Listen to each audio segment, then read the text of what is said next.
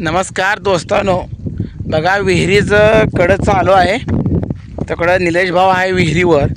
मी आलो आहे आपल्या जनावराकडं आणि तुम्हाला सांगतो काय झाले माहिती आहे का. ही चापकी चारलेली आहे पण अजून ह्याचं बुडकं सुडकं खाली राहिले कडधानाचं.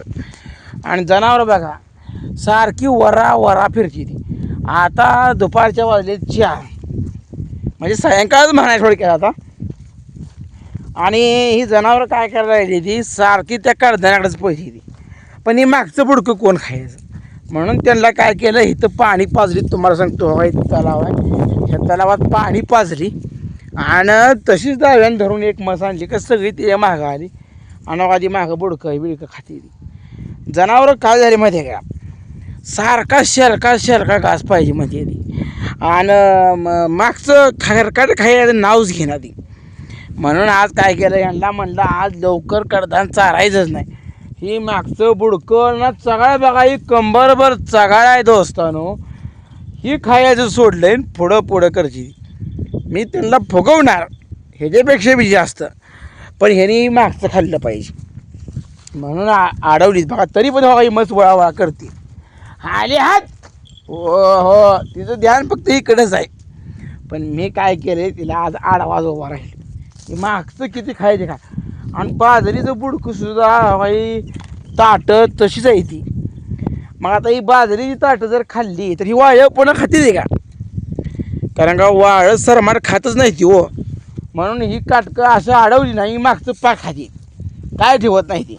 आणि या कुसळात अजून डहाळा येतं बघा, ही कुसळात अजून डहाळा येतं. शेरडं खाते ती आणि ह्यांना खायला काय होतं. म्हणून म्हटलं आज ह्यांना काय बी होऊ द्या, पण कडधान लवकर चारायचं नाही. हे मागचं आणि काय काय मसर तुम्हाला सांगतो का, तो का तेव्हा त्या कोपऱ्यातली म्हैस कशी खाते तो ती पाक खाते. बुडकं जेवढं बाजरीचं बुडकं येतं तेवढं पाक खाते. तुम्हाला सांगतो ही जर मी नाही चारणं तर पुढं संपून जाईल आणि मागचं खरकाट कधीच खाणार नाही, तोवरही वाळून जाते. म्हणून अजून आरत कच्चं वला आहे. ह्याने काय केले ते शेंड खाल्ली आहे. म्हणून तुम्हाला सांगतो आज मी डबल ह्या चपकी हे बारकी एक चपकी आणि ही एक मोठी चपकी, एवढी चपकी संपली आहे बघा. आणि तकडं पड्याला चालू केलं आहे. पड्याला बी संपत आलं आहे, अजून जाईल एक 15-3 आठवडं. पण हे म्हणलं मागचं जर चारलं तर अजून महिनाभर जाईल. आपल्याला दिवस काढायला येतं. हे चगाळ बी खाल्लं पाहिजे, कडधार बी खाल्लं पाहिजे, बरोबर आहे का ना दोस्तानो. कारण का ही संपूर्ण खाल्लं हवा एरिया ढाक ह्याला पेंट चारतोय, कसा गस वडतोय हवा एक चगाळ, बाकीची वडती ती. पण ही म्हैस अशी आहे हवा, ही म्हैस ही एवढीच म्हैस एवढ्या खांडव्यात तुम्हाला सांगतो सगळ्याच्या पुढं पळते. हिला अडवलं तरी अडवलं आले गे अरे बघा. ही हांडली तरी भिजत पुढं ध्यान आहे, बाकीच्या मसराचं ध्यान चांगलं आहे. सरमार तुम्हाला सांगतो तोंड भरून खाणार, चागाळ खाणार, पेंड खाणार. पण एवढी म्हैस खाते ही, पण हिला शेलका घास पाहिजे, शेलका. ही बुडका खायला नको म्हणते, फक्त आपूट डहाळ्याचं शेंड पाहिजे म्हणते. आता काय करणार, ही ह्या वर्षी नीट राहिली बरं, नाहीतर पुढच्या वर्षी या म्हशीचा मी काटा काढणार म्हणजे विकून टाकणार. काय करायचं, जनावरं 4-5 पाहिजे ती, पण कशी पाहिजे ती, चांगली पाहिजे ती. ही पुढं अहो मला बसूच देत नाही. ही म्हैस नसती ना, आम्ही एखाद्या गेला बसलो तर दिवसभर मसर मायापासून हालत नाही.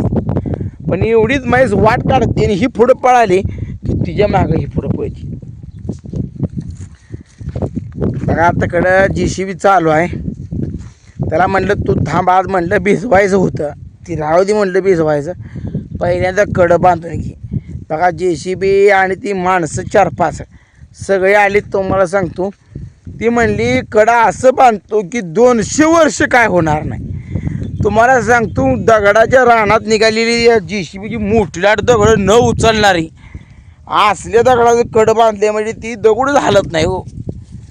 बारकी कुचकाट दगड असली का मग ती हलती ती, म्हणून मोठी दगड अशी टाकली ती आणि मागं भर आहे, दगडच हालत नाही. अहो एक दगड ठेवला का 3 फूट रान येतं. काय सांगायचं तुम्हाला, एवढा आपलं रान दगडाचं आहे. म्हणून म्हणलं चांगलं बांधावं कडं म्हणलं. मालती आपल्याकडे बांधून घेतले बघा. आता होईल म्हणते ती. आज पूर्ण दिस माळूस तर काय ठेवत नाही म्हणते ती. बघा आता राहते का काय नाही. मी आता माळाला इकडं आहे पण आज होईल. कडं बांधलं ना समजा पाणी आलं पाऊस पडला तर ती माती विहिरीत जात नाही. विहिरीत माती वाहून जात नाही म्हणून ती कडं बांधायचं असते.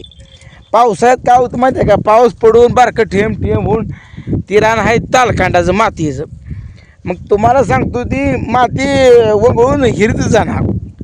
मग हिर पाडून तर फायदा काय. म्हणून म्हटलं ती कडं पहिल्यांदा बांधून की कडं बांधलं का मग टेन्शन नाही. उद्या भिजवा हिर म्हटलं. बरोबर आहे ना दोस्तांनो. एक नंबरच कडं बांधायचं आहे आणि बांधायचं चालू पण आहे. त्यांना म्हणलं काय कमी पडू देत नाही. पार्टी म्हणलं पार्टी काय पाहिजे ती म्हणलं पण आज सगळं झालंच पाहिजे म्हणलं. ते म्हणले होय होय बघायचं बघा. आज झालं त्यांचं कडं तर लगेच बेतच करायचा. मग त्याला काय भ्यायचं आहे. सोमवार असो नाही तिकडे काय असो बेत करायचा. ते ध्यान ठेवावं लागतंय. आज कशी आता बघा शांत खायला लागली भावा. मी तरी पण वळते आले हात ओ हो बघा. बाकीची मसरं कशी आणते बघा शांत. तुम्हाला दिसते कशी मसरं आणते बघा. अजिबात मसरं हालत नाही. एवढी म्हैस सोडली तर सगळा आपूट खांडवा एक नंबर हिंडतोय राव. कसं आहे माहिती आहे का, जनावर जर हिंडायला चांगलं असलं ना राखायला एक हुरूप येतो. म्हणजे कसं माहिती आहे का, समजा आपलं कुठलं एखादं काम घेतलं आणि त्या कामात जर उत्साह असेल तर काम चांगलं होतं. तसं जनावर राखायला जर आलं ना एकदम आनंदी राहिलं पाहिजे. फ्रेश ही जनावर राखली का न राखली असं वाटलं पाहिजे. मग असं एकदम फ्रेश ताजं तवानं वाटतंय. पण काय करतो माहिती आहे का, मी मला लय पळायला लागत नाही. कारण का मी त्यांना पुढं जाऊच देत नाही रे. पळणारी जी म्हस आहे का तिच्या समोरच उभा राहतो. मग ती निवांत खाली. बाकीची म्हसरं मग काय कुठं सुद्धा जात नाही दोस्तानो. लय भारी राव. मला जनावरा मागे इतकं भारी वाटतं. आणि आता बघा गुलाबी थंडी पडली आहे. आजपासून तर कडाक्याची थंडी आहे. बघा गार वारा सुटतंय. बरं वाटतंय. आणि सकाळपारी तुम्हाला सांगतो मी व्यायाम केल्यापासून काय सुद्धा मला होत नाही. एकदम भारी. हा हा हे शेरडं बी काय करते दोन सारखी वळा वळा वळा करते. दोस्तानं ही झाड आले बघा कशाच तर याला ही लागली पण मनात झाड ओळखू येत नाही. काय सांगायचं असू दे. ह्याला तुम्हाला सांगतो ह्या झाडाला शेरडं बी खात नाही. बाई झाड चांगलं मोठं झाड आहे खात नाही शेरडं. मग कशाचं आहे काय माहीत. या वनस्पतीचं नाव मला माहीतच नाही. एकदम भारी म्हणजे आज इतकं मस्त वाटायला लागली मला बी. सगळ्यात मुद्दा म्हणजे विहीर पडली पण विहिरीचं कडं राहिलं होतं. आणि विहिरीचं कडं म्हणजे एक डोकंदुखी होती. रिंगण बांधाव का दगडानं बांधाव.